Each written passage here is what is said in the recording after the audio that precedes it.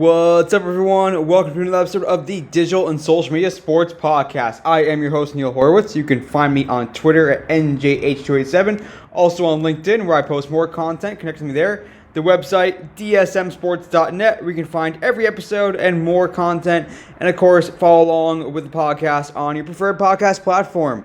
Super cool show for you guys today. I always love these types of conversations. My guest on the podcast is Esteban González. He is digital content manager for FIBA 3x3. That's a 3-on-3 basketball, part of FIBA, the globe's international basketball federation that governs the sport and many of its main competitions and Olympic qualifying, all that. You're going to hear Esteban tell you about FIBA better than I can, but just a great interview ahead.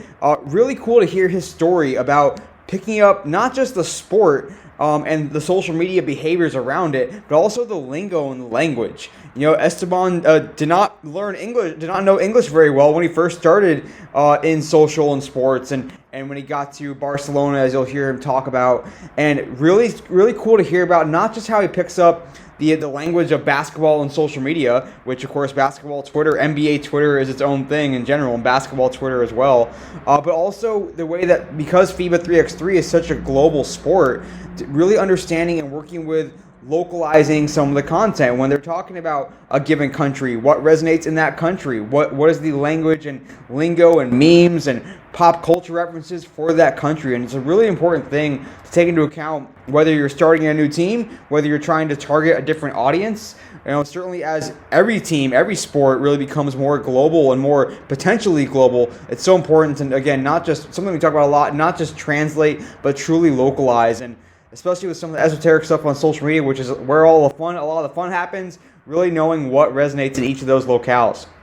So a little opening thought to keep in mind, just a fascinating interview with Esteban González talking about growing the sport of 3x3, working with the players and their audiences, the events and how they maximize those events, hear about how he really staffs up and hires what he calls an army of freelancers.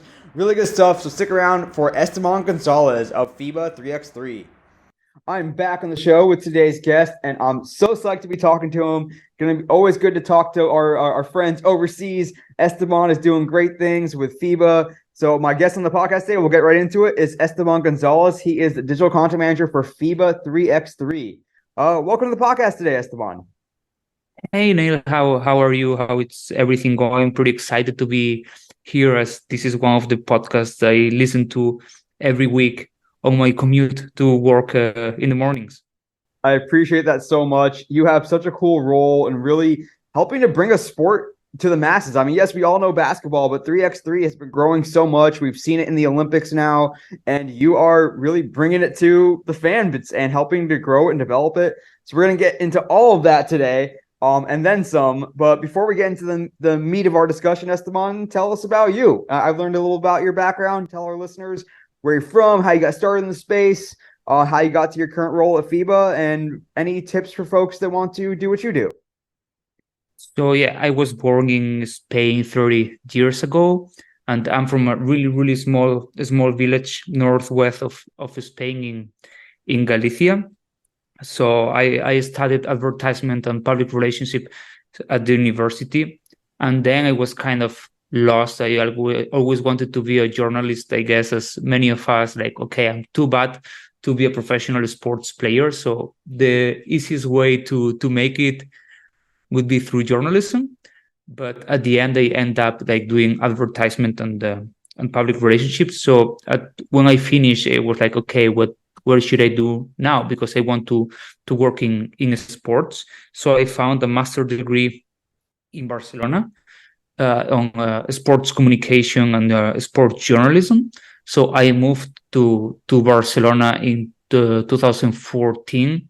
Then I did my internship in Mundo Deportivo, which is one of the biggest sport newspapers in Spain. It's one of the top 4, and I was in charge of the digital newsroom, basically making sure that some of the covering basketball and any other like smaller sports, because the big one, they already have like one person in charge of every team and in other big sports. So I was doing a little bit of everything there. And once my internship finished there, there was another opportunity to do an internship with FIBA in this 3x3 new discipline I've never heard about before. Mm-hmm. So I did the interview. This was 2015, and I got the call to join the team. And once I joined, I was just the intern doing all the different social media communication stuff, like tagging all the different pictures. So it would be easier to find them on the websites, doing all the visuals after every game with the final score. And then I kind of went growing into the role, thanks also to my manager, who put trust on me and gave me tons of opportunities, because my English was not really good at the time. So he gave me the confidence to grow into the position, and slowly started getting more involved in social media, having more ideas, more concepts, and I end up being in charge of now all the social media strategy, content strategy, also digital partnerships, and all the related to that. So basically is almost like the season is basically the full year. So sometimes you need to be like super well organized, because we have tons of tournaments going on during the weekends. So this requires like a lot of time, good organization, and also have a really good team around me to be able to support all the strategy and all the content we want to put on social media and on the digital websites. That's awesome. I think a lot of us have a similar background, where it's coming up in the journalism side, the communication side, and then this digital and social stuff was growing so much that it became a huge opportunity. I did want to touch on something really quickly before we move on. I want to hear about FIBA. You mentioned learning English, which is something that that I don't have to think about. I grew up obviously as a native English speaker, but especially in the social media space and in the digital space, where there is almost there's like an expectation that you're going to know some of the slang, you're going to understand some of the memes, and even in the basketball world, knowing what slam dunk is, and maybe that's something that crosses languages. But what was it like to sort of not just learn English that you could speak at the professional level, like with your colleagues and with your bosses, but also what it meant to learn English for social media purposes? Yeah, so what I did is I started just following all the Bleacher Report, House of Highlights, Ball is Life, reading The Ringer every day, just to get familiar with all the vocabulary they were using, trying to watch all the latest shows, bought the Shea Serrano books on basketball and everything, so I could get a good understanding of how people would talk about the things, also on a non-formal way, because at the end is how we speak in social media. And now it was like a long effort and a long commitment, because this is something that you don't learn in 1 year or in 1 month. But now I still continue to do all of that, to don't lose any of my of the words that I know, or the level that I have, because at the end the new words are coming every day, and especially now with Gen Z. So I need to stay up to date with all these new words that they are using. And you mentioned some of those publications that you really learned from and followed along with, and they're all primarily U.S. based, at least Western based, west part of the world. Is the U.S. just influenced the way that we talk about sports a lot, or is it because basketball is so U.S. focused oftentimes, although it's very much a global sport now? Is there a Bleacher Report a version in Spain, and do they speak differently, or why is it that the U.S. dictates kind of what the language ends up sounding like, or what the personalities and tone end up sounding like, as opposed to any other part of the world? So basically, I think that before this was 2015, 16, so those were like the main only accounts that were doing this back in the day. So for me, it was the easiest way to start doing this. Now, for example, you have Overtime that has accounts, I think, in every single country in the world. There is a Overtime Spain, overtime France, overtime India, and every one of them has a different tone of voice to be identified with the audience from that country, because at the end there are tons of jokes that some people could make in Spain that you would never understand because you don't have that background, or you're not following the most popular streamer in the country. And at the end, they are the ones dictating this new vocabulary, or these new ways of communicating with the audience. So yeah, at the end, back in the days, was like the best way for me to learn this global basketball language in English, because they were the pioneers doing that. But now, before every event, they also try to look at what are the different trends in the part of the world that we are going to. For example, if we have a team in South Korea, we have a nice South Korean team, I need to go and check, okay, what are the best K-pop bands, so then I can make some references in the captions, and this kind of things. Okay, what's the latest Blackpink hit? Because then maybe I can use a caption making a reference to one Blackpink song. So this is a work that that I still need to do in order to stay on top of these latest trends globally. It's a great insight and extremely challenging. And I mean, there are agencies that's all they do is help you do that. And it's one thing to say we have a Korean language account or a Spanish language account, but there's a difference between just translating and localizing. Localizing means you understand the culture, you understand some of the local references, and you can make those insights. But I want to, before we get into it now, I want to just let you give us our listeners an idea of what FIBA is, what FIBA 3x3 is, and what the it's not like a typical league like the NBA. There's teams, but there are teams from around the world. So you give us an idea of what the organization looks like, what 3x3 looks like, and what your event schedule looks like throughout the year. So, well, FIBA is the International Basketball Federation. So it's the world governing body for basketball. It has more than 212 national basketball federations, and they are in charge of organizing for example, the FIBA World Cup that is happening this year at the end of August in Japan, Indonesia, and the Philippines.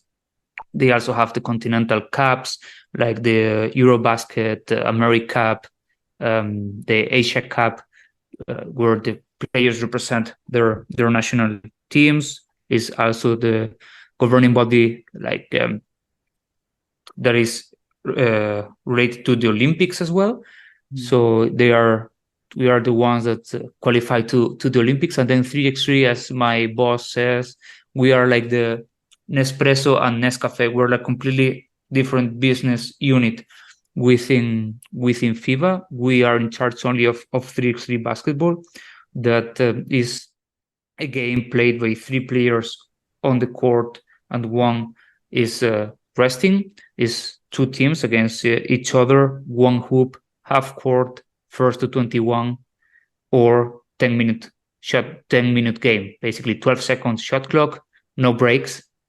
So it's quite challenging physically when you play. And we have like tons of different events. Like we have the professional men's tour, there is the world tour. We have the professional women's tour, there is the women's series. Then we also have national team events, like is the World Cup, the Zone Cups, like Euro Cup, Asia Cup, AmeriCup. Yeah. Then we also have youth events like under 17 Zone Cups. We also have under 21 and under 23 Nations League to develop the players of the future. And this is like a pretty nice overview of our activity. Like this year, we have planned more than 170 events until December. Wow, that's awesome.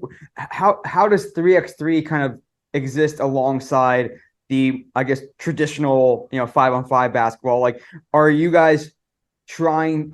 Is it a similar player? Is it a similar fan? Is it almost like are you trying to create fans of both 5-on-5 as well as 3x3 basketball, or is 3x3 kind of an entry point for these younger fans because it's faster paced and quicker? Like, how do you see the growth of 3x3 going alongside the growth of basketball in general?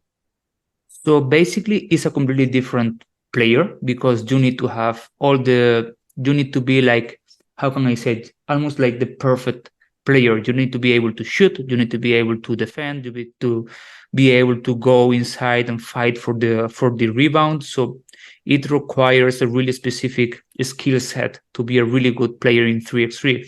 We had in the past former NBA players coming, and when they realized the game, when they knew how to play the game, they were already eliminated from the event because it's so fast paced that you don't have time to stop thinking. Like, for example, you celebrate that you did a great dunk, and that you have someone scoring from outside. So at the same time, because there are no breaks, you don't check the ball after every basket. So it's a completely different style of playing. And regarding to the fans, so we don't appeal necessarily to basketball fans. We also appeal to those who like urban sports. I like parkour. If you like skateboarding, BMX. So this kind of urban sport for us is also nice, fun to go knock on their doors to say, hey, do you know the 3x3 basketball is the urban version of basketball, fast-paced games are only 10-minute length, and not necessarily is the same profile as basketball. Actually, a couple of years ago, we did like a study, and from our social media platforms, 70% were not following 5-on-5 basketball. Wow. So that's like a pretty big indicator that the fan is really different. And actually, also we have like more than 65% of our fans are younger than 35 years old. So we are appealing to a really, really young audience here. So I think, and my impression is that our fans or the people following us on social media is not the same that could go and watch an NBA game, for example, because the experience is completely different. So we have the venue downtown in the city center. So maybe you are walking on a Saturday afternoon and you say, "Oh, what's going on here? What is the DJ playing? What there is a DJ playing music in the middle of this square?" And then you find the venue, and we have non-stop music. We have entertainment during almost every single break. So when maybe you come for the basket to watch basketball and you stay because it's a completely different atmosphere than you're used to when you go to an arena, for example. That's fascinating. I mean, yeah, we don't necessarily think of like FIBA necessarily creating the culture of basketball. I mean, I think the NBA largely drives that narrative, but it sounds like from a 3x3 perspective that the narrative is really up to you guys to create. Like you talked about having that DJ playing and having this different mindset, and it's attracting that different fan base as well as a result. So how does that like dictate, or not dictate is the wrong term, but influence the social media strategy? Are there different ways that you're telling stories? There's a different tone that you're using, different social platforms that you may lean into, different strategy overall. Like, how do you think about the fact that you guys are creating the narrative and the culture around 3x3 through these digital platforms? Well, I think that 3x3 comes purely from streetball, and we just use what was there already on the streets, and then we did something where players can make a living out of this 3x3 game, actually, or we say that we go from the streets to the Olympics. So Like basically on digital, we try also to build this narrative. We focus a lot on the players, because at the end our players are not necessarily NBA stars. We don't have the teams that do this process of creating stars. We don't have it. So we need to be the ones together with the players doing this kind of job. Like, let's try to see what are the best stories they have to tell, what they prefer to play 3x3, traveling the world, rather than being at home during the year playing 5-on-5 on their clubs, on their countries. And for some of the players, it's like, I love traveling the world. Every weekend I'm playing in a different country. For example, this weekend I'm playing in South Korea, next week I'm in Europe, and the following I'm in Canada playing an event. And at the end, this travel culture is something that we also want to push in 3x3. Basically, you as a player you are your own manager. You don't have a coach telling you during the game what you have to do, because it's not allowed, and you get a technical fault if the coach is yelling from the stands. So we are also giving the players the flexibility to decide their sponsors, who are they playing with, because basically they create themselves the teams for the professional circuit. So you can get your 3-4 friends and, okay, let's create a team, let's start competing in a tournament in the US that can qualify to this challenger in Canada that can lead you to the world tour in Europe. So there is this path of going from your local tournament to the biggest League 3 event of the year, that is the World Tour final or the World Cup, that then is if the national federation picks you for the 3x3 team. Right now, for example, I guess for the US basketball fans, the Jimmer Fredette, now this year he will start playing 3x3 in the professional tour. So I think it would be like a nice test for him to see if he's able to keep up with the fast pace, and then maybe if he makes it to the Olympics, I think it's the perfect story also for us to tell. He was giving up on basketball, but through 3x3 he is still enjoying the game.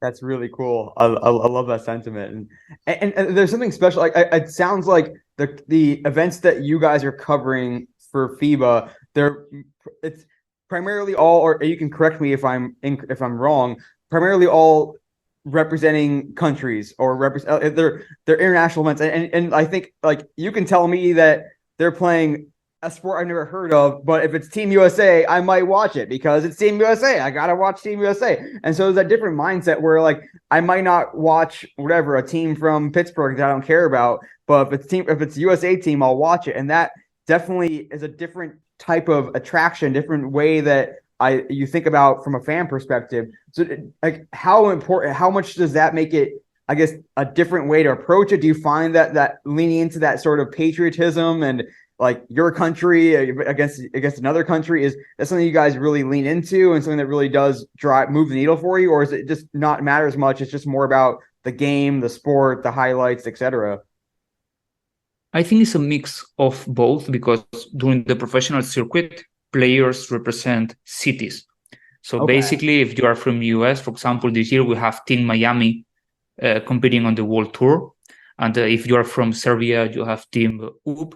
But then when it comes to the World Cup, the National Federation can select players from different pro teams. For example, the national team of US can be 3 players from Miami and 1 player from New York Harlem, or 2 from Miami, 2 players from Princeton.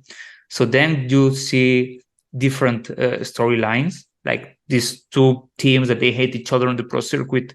Now they need to play together to represent the US and try to win the World Cup. And of course, when they are wearing the national team jersey, you are not only appealing to the sport, you are appealing to the nationality of the people, to the proud of representing the jersey. So it's true that during national team events, you see a pike of interest, because of course you're appealing to not only to the core fans of 3x3, you're appealing to everyone who likes to support Team USA, as you said.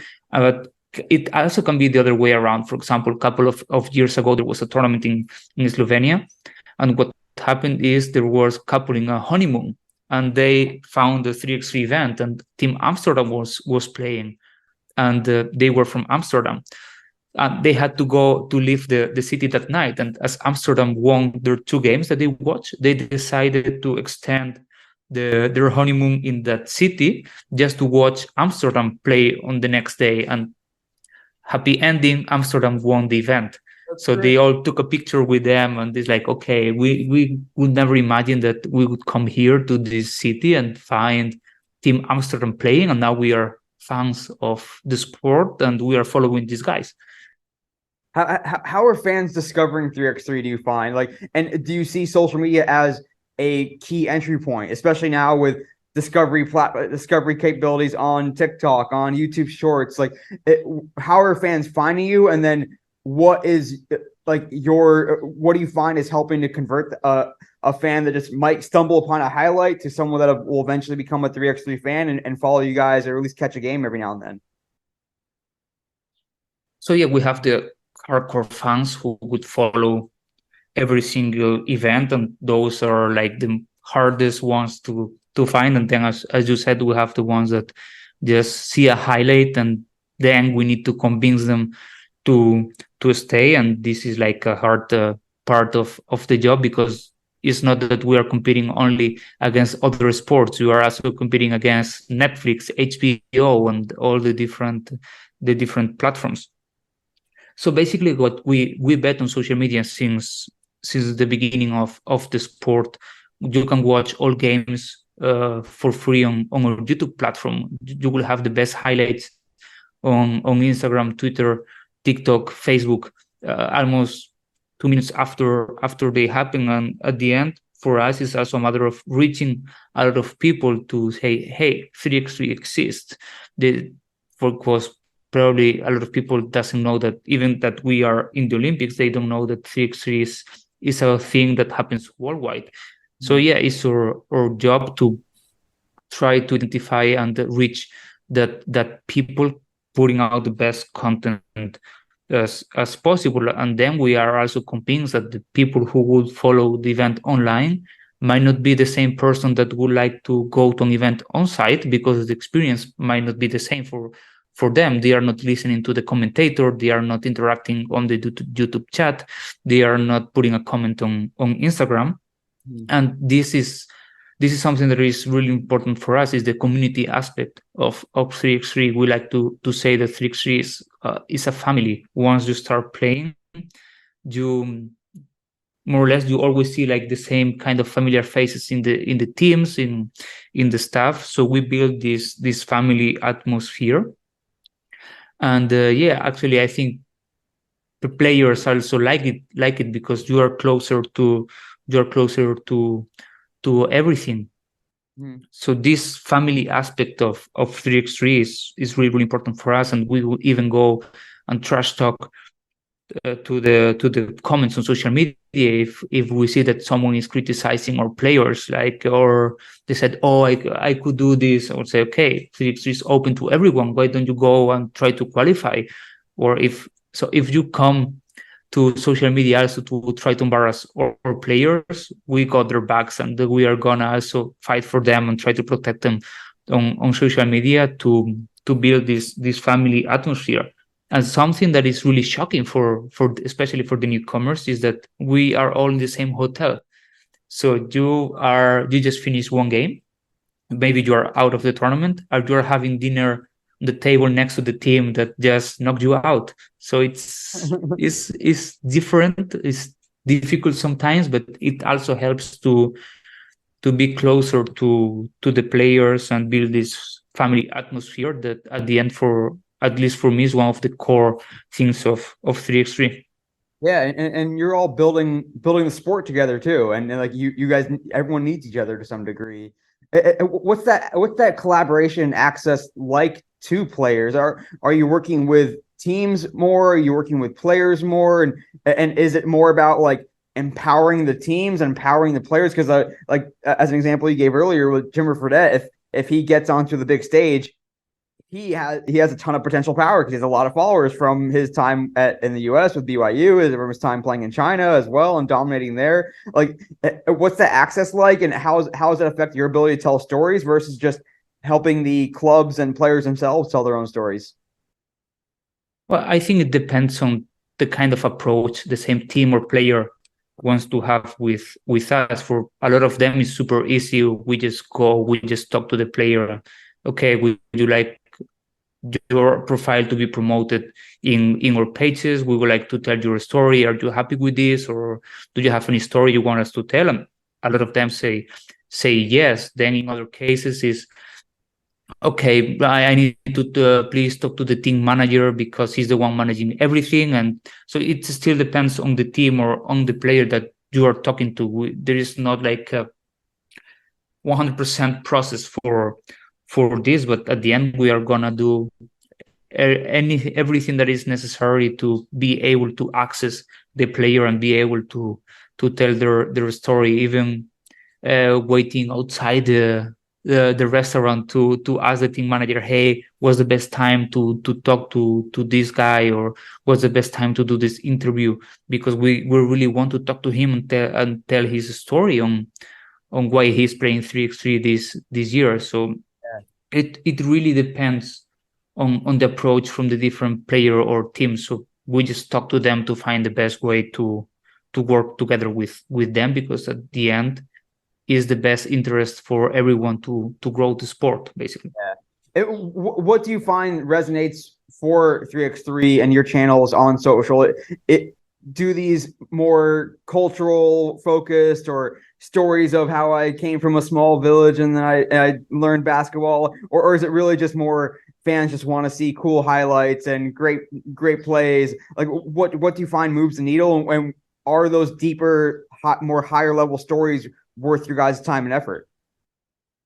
Yeah, of course. At the end, I think everyone wants just to watch like the best highlights that we can produce, and at the end, this is how you bring new people to the sport. And then, of course, telling the stories of our players is what is helping us to promote also their profiles, to also capture their own followers into the sport. So I would say it's kind of a mix. We need the right balance between the highlights and the pure game content, and also the stories. But not only this, also the DJ that we mentioned before. I think it's also appealing to an audience that we have the DJ playing music during the full event. So even when the games are being played, the DJ is playing the music. So I think this is also something that it's resonating to a small audience, but maybe help us to bring new fans. Or the entertainment part of the sport, like the freestylers that we might have during the entertainment breaks. This maybe is also helping us to tell people the story that when you come to an event, you don't know what's gonna happen next. Also the game winners, like in 3x3, everything can happen until the last minute. So we try to push this narrative that we are the most thrilling urban team sport, because games are to 21. So if the underdog starts scoring from outside, they could win the game against the number one seed, because they were just lucky and they made all their shots. So I think telling those 3-4 different storylines is helping us to reach new people.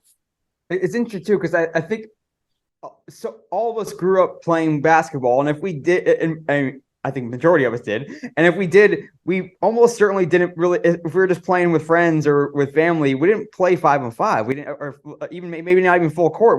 We generally played 2-on-2 or 3x3, and so it's more relatable. And there's maybe even a sense of nostalgia that, like, this is how I played with my friends growing up on the school court and schoolyard. But I say all this to kind of stuff like, when you guys think about, especially from your perspective, being on the digital and social side, what are the goals for 3x3? Is it really, do you want to create just more followers and more fans? Do you want more people coming to your events? Are you focused on ticket sales for each event? Are you focused on how many live viewers we get, or where our reach is, or how diverse and global our reach is, and how many different countries we're reaching? Like, there's so much that you have on your plate. Revenue generation, like, what do you look for from a success perspective? And when you're thinking about digital social strategy, what's kind of guiding your decision making? So basically, and probably this is something that a lot of people wouldn't expect, most of our events are free.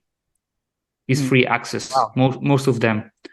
And then when it comes to content creation and social media strategy, we have three key pillars. The first one is develop stars and help the players build their own profiles.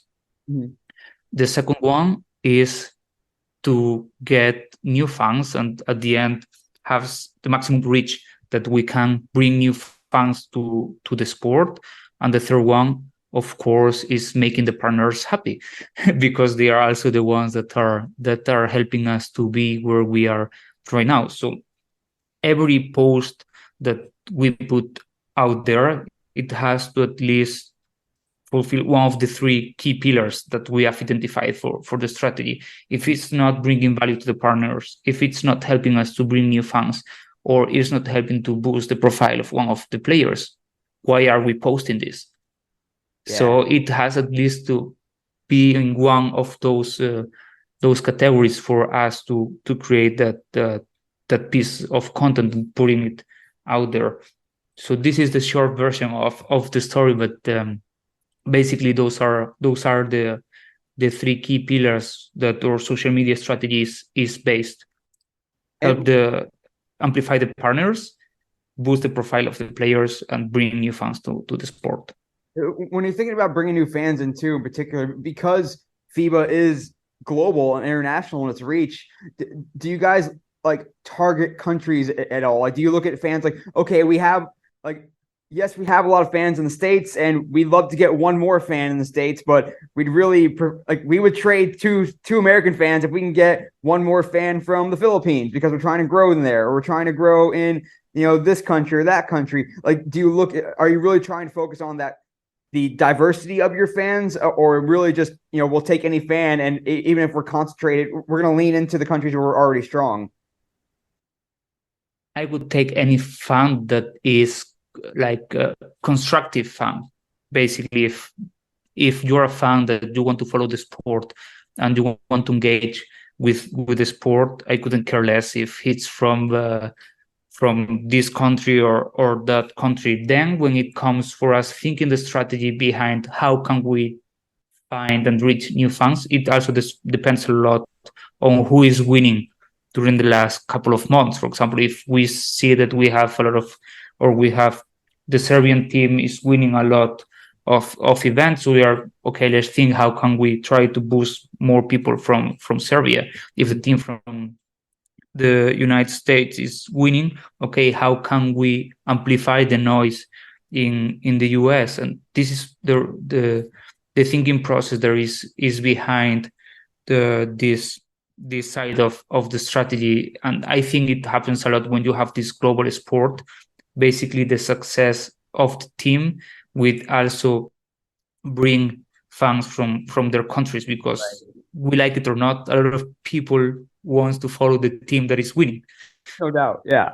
Bandwagon fans, or they like to jump on the bandwagon, sort of. Do you find that social media is very different from country to country? I mean, I think we are so used to the American perspective or the Western European perspective, where, oh yeah, it's Instagram, it's Twitter, it's Facebook, it's now TikTok. Are there other social platforms, or even just more concentration on certain platforms, that you've had to lean into more, learn about more, or are there things that sort of surprised you when it comes to other fans in other countries getting engaged? Yeah, first of all, we in every platform that we have presence in our own with the FIBA 3 account, because at the end, if I don't know how to use a social media platform, I don't know how can I professionally also try to use it to build new fans. And I think that something that is really impactful for a lot of people is when I say that Facebook is, for us, is still one of the top social media platforms, because especially in Asia, it's still the number one. So if you say in the US, oh, we have a lot of success on Facebook, they will look at you saying, what are you saying? It happens the same in a lot of countries in Europe, but at the end, in Asia is still the number one. And there are a lot of countries that use Facebook more than Instagram or more than TikTok. And now with Facebook Reels, you're appealing to a new audience also in the platform that is helping to boost the numbers. But yeah, I have to use Instagram on a daily basis, TikTok, Facebook, YouTube, Twitter. So I try myself to spend time also on the platform to see the different trends. Or what's the viral sound on TikTok this week? So, okay, how can we use it also to do some content in our profile? I even spent some time on Be Real a couple of months ago. Okay, what is this new platform that everyone is talking about? Is it possible to launch a brand account with this? Yes or no? Then at the end, I thought that was not the best, so we decided not to do it. Is Discord maybe worth the investment of having a channel for us where fans can go and discuss. I still don't know. I use it on a personal basis, but is it worth to have a brand account on Discord? Is At the end, this is questions that only time will answer. And I think you have both. You have the early adopters and the ones that arrive late when the proper strategy and having thinking everything really, really deep. I think that's the case nowadays, that you have both. No, especially when you are a fairly lean team and you have to be thoughtful with where you're going to put your time and your effort. Just a couple more minutes left here with Esteban González, digital content manager for FIBA 3x3. Before we get to this episode's shareable stat, Esteban, we have covered so much already. There's so much more I still want to get through with you. And tell me about how you guys really seek to capitalize on those big events. I mean, you guys are always having events. You mentioned there is no off season for you, no chance to relax. But there are the FIBA World Cup, the 3x3 World Cup. We talked about the Olympics. So when those moments are happening, and you realize and you know that we need to make sure that we are dialed in this next 3 weeks, this next month, or the Olympics only come once every 4 years, and now we get 3x3 gets this huge opportunity to introduce its sport to the masses that may not have seen it before. What do you guys look at during those times? Do you hire more staff? Do you create more content? Do you have more aspirational content? Do you try to lean in more into global memes? What does it look like to really try to capitalize on those major opportunities? So basically, and I think speaking of the World Cup that is on, or the Olympics, that was a 1 week event.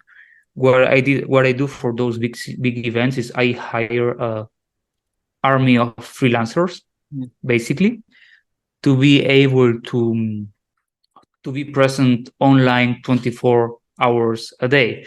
So the events are happening from 10 a.m. to 10 p.m. maybe, but I want someone to be available also during the night to put content in those countries that are awake where I'm sleeping.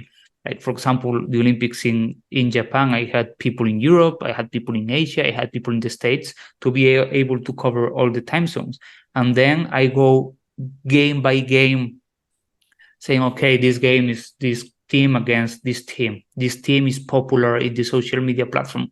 How can I make the best use out of them? Is highlights, is pictures, is memes, is captions.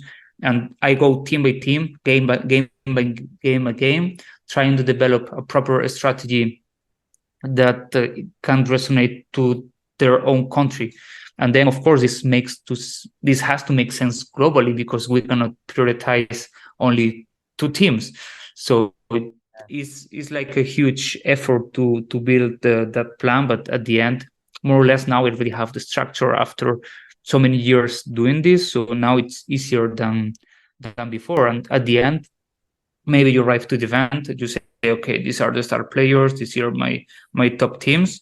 But at the end, maybe they are unlucky, they have an injury and they are not able to perform. So you have to rethink on site. Okay, now I need to change everything and start from scratch, because all my 5 top teams and players are out because they were unlucky. So it's complicated, but at the same time it's exciting, because you never know what's going to happen once you get on the court. Yeah. How important too then, especially during those moments, is earned media, I guess, or third party media? Like if 3x3 can have the best content in the world, but it's going to get more value for the sport if ESPN or Bleacher Report is talking about it, or whatever the equivalent is in Japan, in Australia, in Sky Sports in the UK. Like, are you guys looking to try to get them to be talking more about 3x3, and how does that play out in practice? So this is a great question, and of course we can have the best content out there, but if no one is watching, then why are we doing this? So of course we try to amplify the noise first through the players, because they are our number one influencers. If the players are not happy with the content, then we have a problem. Then the second is national federations. Like, for example, we have to use USA Basketball, Canada Basketball, Spain Basketball Federation, because then they know who they have to talk to in their different countries to be able to reach this this high number of people to get more earned media value, and these extra people that is not following us on a daily basis to also become fans of the sport, or just follow this concrete game or this concrete event. So I would say players are or number one like speaker when it comes to to events and daily activity, and then is national federations are the ones that can help us in every country to identify those media and help us to talk to them, introduce them to us. Okay, how can we work together? What kind of content are you interested in? Is highlights, is dunk contest, because we have a dunk contest with professional dunkers in every event. So this is really, really cool.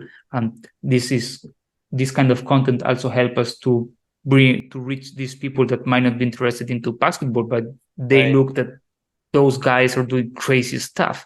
So I would say this is more the process, and then also try to reach out to media. For example, I don't know, as you said, ESPN, Bleacher Report, the House of Highlights, and those are also kind of partners that could help amplify your voice. No, it's really good insight. It's really just a revelation to understand how important the players are to get your stories out there, because they are localized. They have those local fan bases. They can reach more people than together than you guys can from an individual account perspective.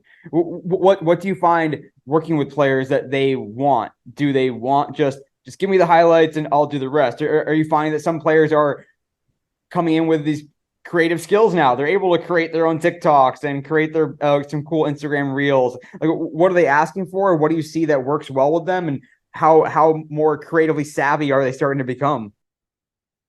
So I would say most of them, they want first all the pictures that you can give them. Second, some of them, for example, they ask for full games because they prefer to watch the game and then they select the content they want to put on their channels, and they work with their own creative guy to be able to do mixtapes or to be able to do their own Instagram reels. So some of them, they already have this video editor working with them or with the team. Mm-hmm. So I would say that, yeah, first is the pictures, then is okay, send me my highlights or my full game.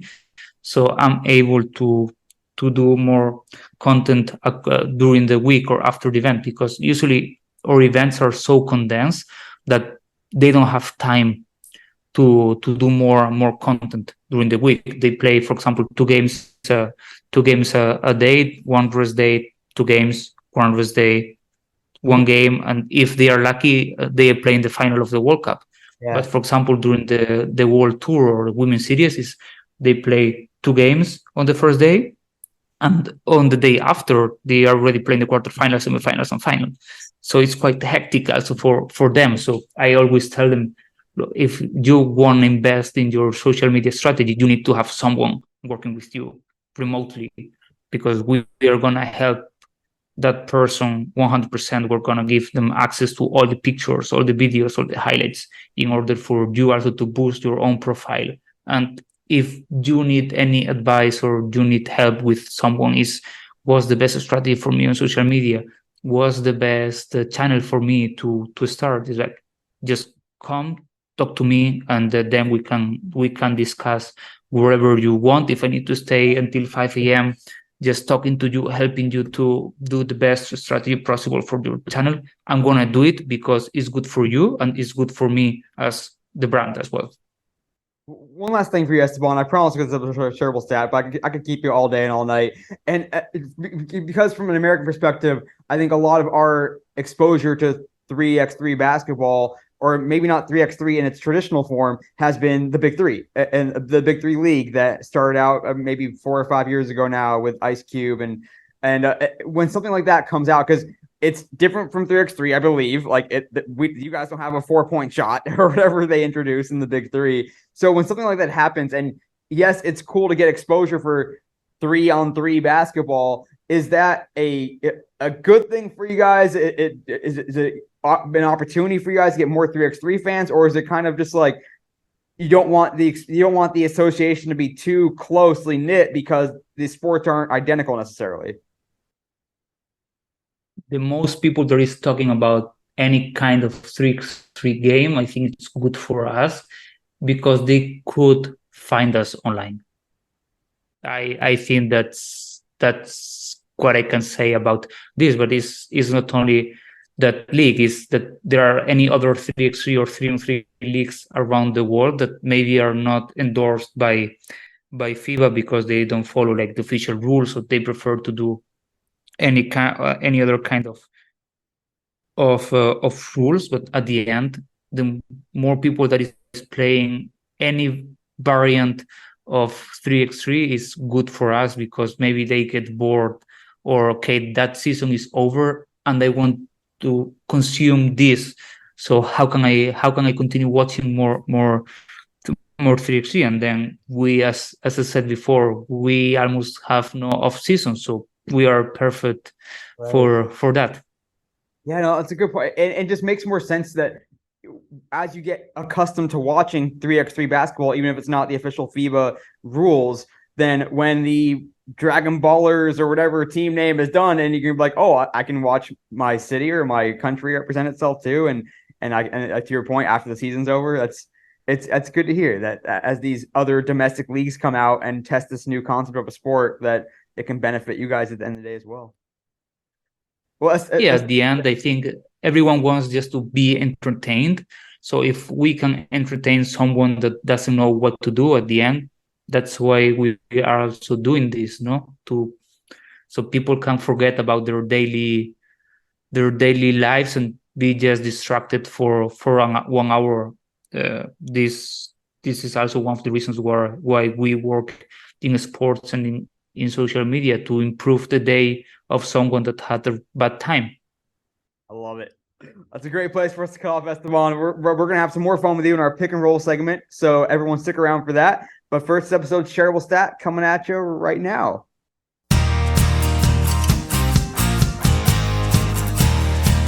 Really good stuff with Esteban González, digital content manager for FIBA 3x3.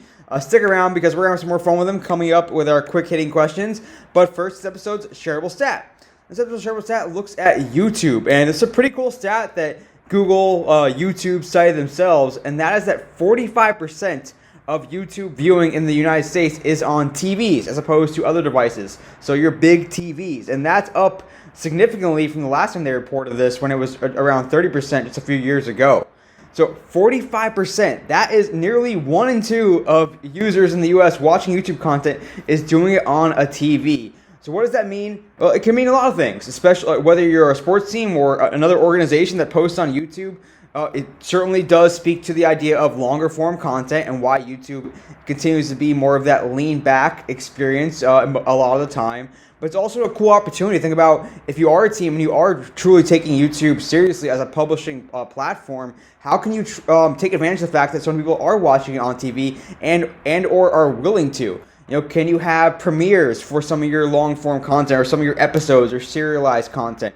Can you live post or live tweet or maybe respond to comments in real time and really turn those premieres, some of that YouTube content, whether it's premiere or just a watch party or just a rewatch? You know, we saw some of that stuff during the pandemic, but can you turn some of those YouTube moments into tentpole events and maybe get a partner involved and get a player involved and get alumni involved? Whatever it might be. You know, we're always thinking about how can we maximize tentpole events. You know, of course, the NFL has done a good job over the years of turning everything, including the schedule release, and of course, all the stuff around the combine, the draft, and all that into tentpole events. So how can we use the fact that YouTube viewership a lot of times is happening on these big TVs, and that's an opportunity to bring an audience together and get them to engage just like they would with a second screen with any other thing they're watching on TV in real time. So again, thinking about the ability for live, the ability for what you can do, knowing that if someone's watching YouTube in the US, there is almost a 1 in 2 chance they're watching it on a TV.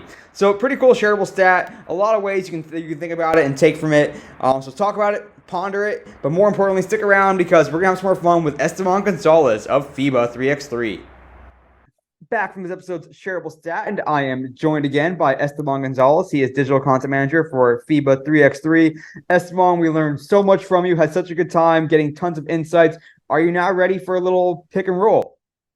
Yeah, let's do it.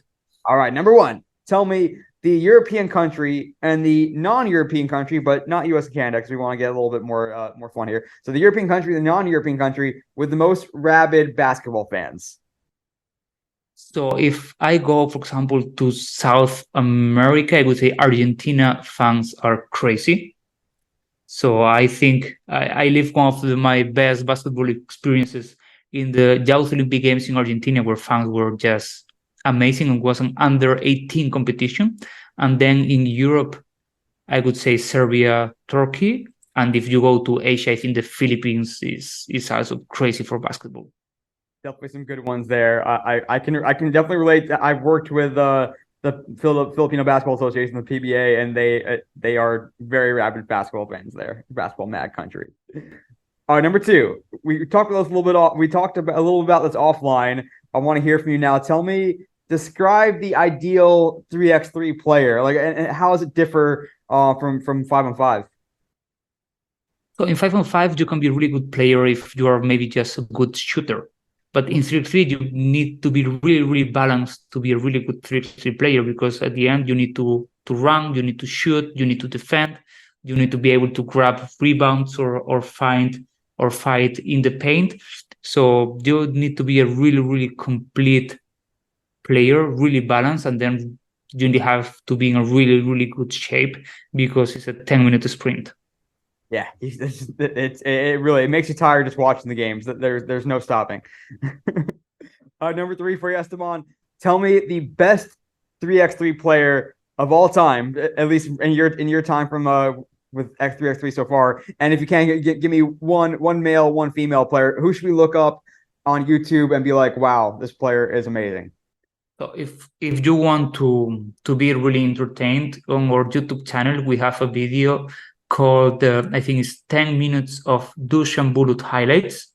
Mm-hmm. So he started playing before I joined FIBA, and he's the really good player coming from streetball. So all the crazy passes that you can think of, he was doing them. All the crazy crossovers, he was doing them. He had also the clutch genes, scoring all the game winners. So he was like the first international star for us. Now he's not playing the pro tour, so now we have like a bigger scope, and you have a guy called Strahinje Stojacic that is really spectacular. Then you also have Thibaut Vervoort, that we call him Massy TV. Yeah. That is a young kid from Belgium that is really, really spectacular as well.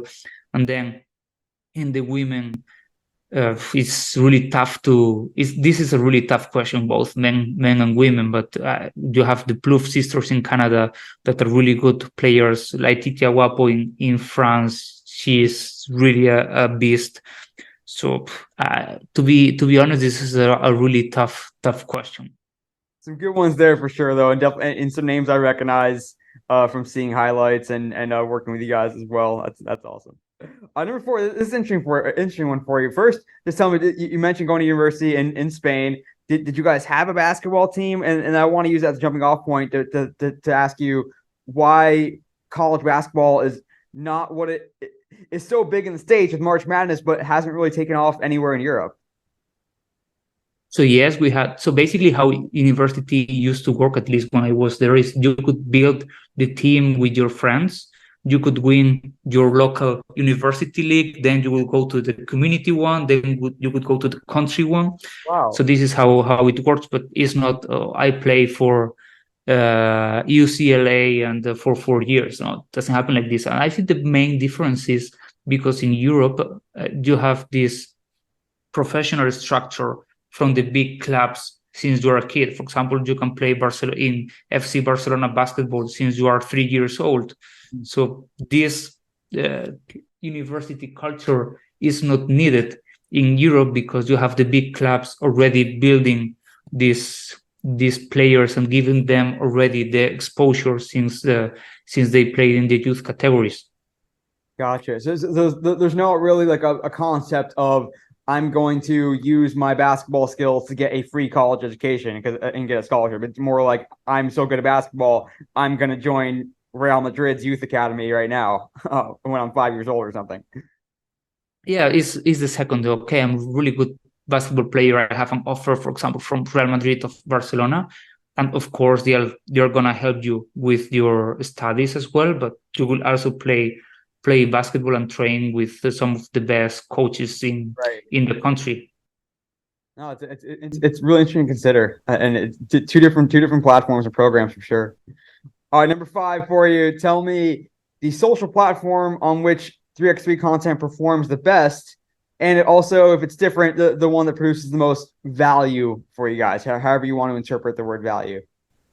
So I think speaking about value, I think the number one that all the partners and the stakeholders are looking at right now is Instagram, because I think is the one that at least we use the most on a daily basis.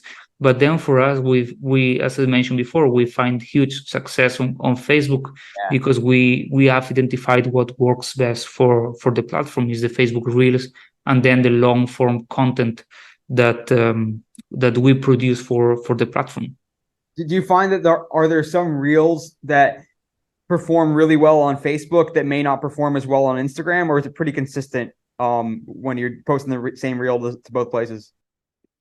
It works better for us on Instagram. And what I do after, especially I give like 1 2 hour difference, and then I post the same clip as native post on Facebook also to Yeah. compare. And right now, still the native post is working better than Reels most of the time. Interesting. No, that's a good thing to call out, and I'm not surprised that that's the case. That's awesome. Number 6. We know how important the players are to helping drive 3x3. So tell me the 3x3 player with the best social media presence and why.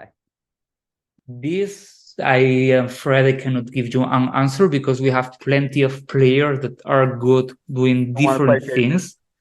But I think the women players understood this game better than some of the male players. I don't know if this is a perception of mine, but I feel like they work more on their social media strategy and profile rather than the male counterparts. It's a good call out. All right, number 7 for you, Esteban. Tell me, who is your favorite team in all professional sports? I guess we'll say you can't pick a 3x3 team. Your favorite team in all professional sports, and also if it's different, who's your favorite sports team to follow on social?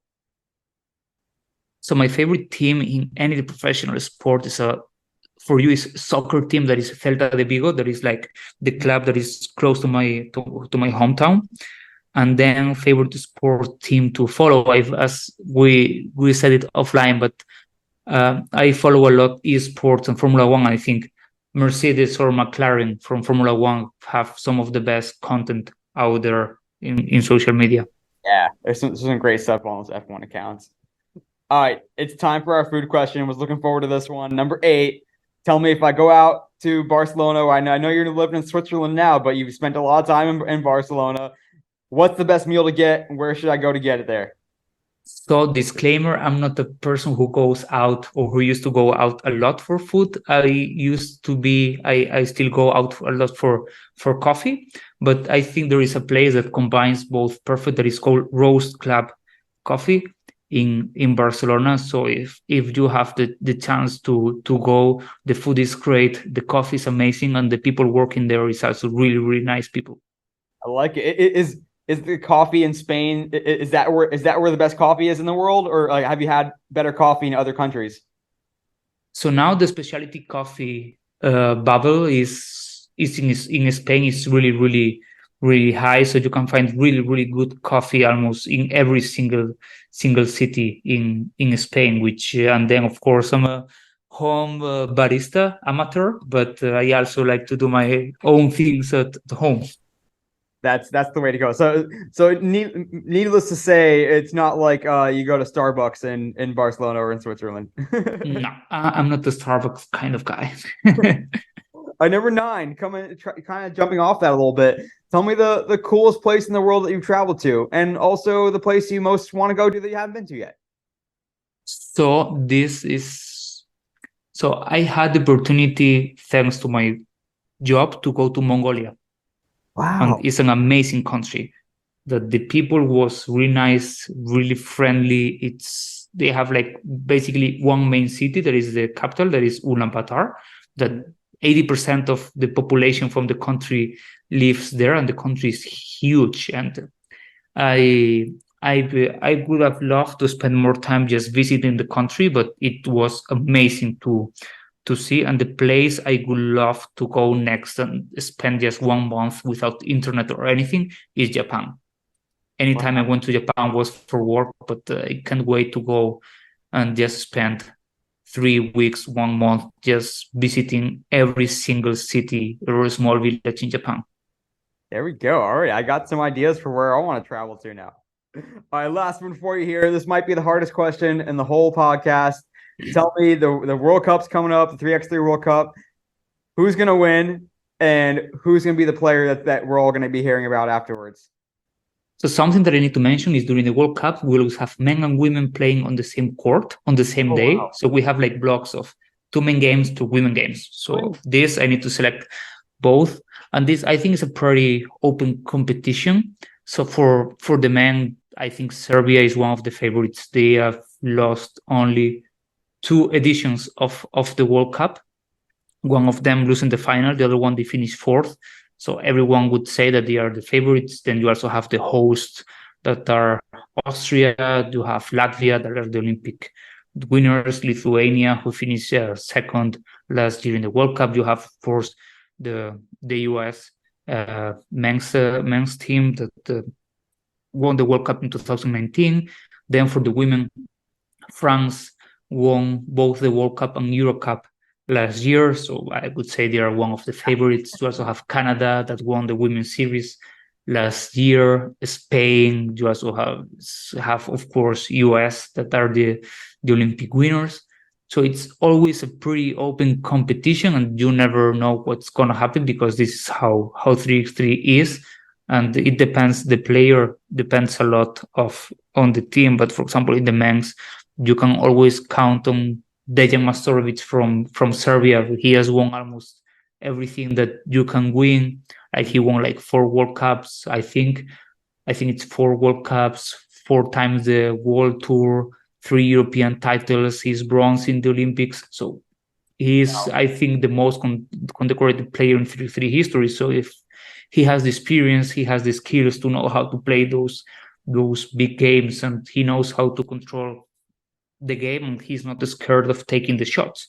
And then for the women, I cannot say. You have France with also, as I mentioned before, Guapo or Paget, that they are also won almost everything you can dream of in 3x3. You have Canada with the Blue sisters that they won the women's series last year and they dominated the series. Then you also have US that you know that they will always be there on top with whoever they bring. So it's the beauty of 3x3 is you don't know who is gonna win until the final basket.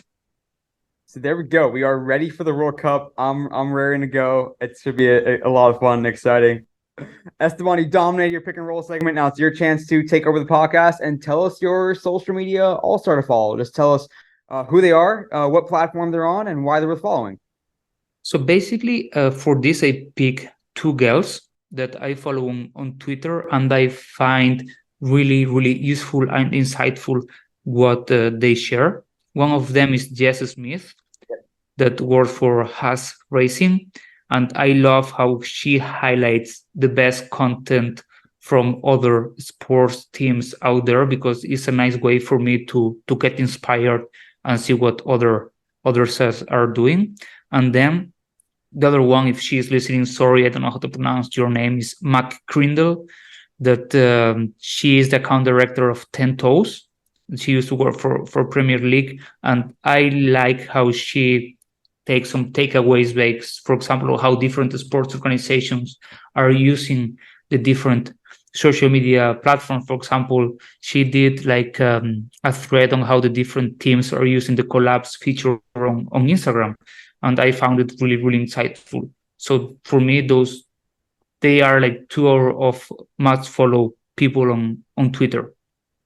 Very good ones. And yeah, Jess, we've heard her brought up before. She's amazing at War Jess Eagle on Twitter, and Fee McCrindle. I'll definitely have to follow her now. She's F McCrindle on Twitter, so definitely check her out. And Esteban, how about you? Where can we find you as well as all things 3x3 on digital social? So you can find me on LinkedIn with Esteban González. I'm also on Twitter with Basketb.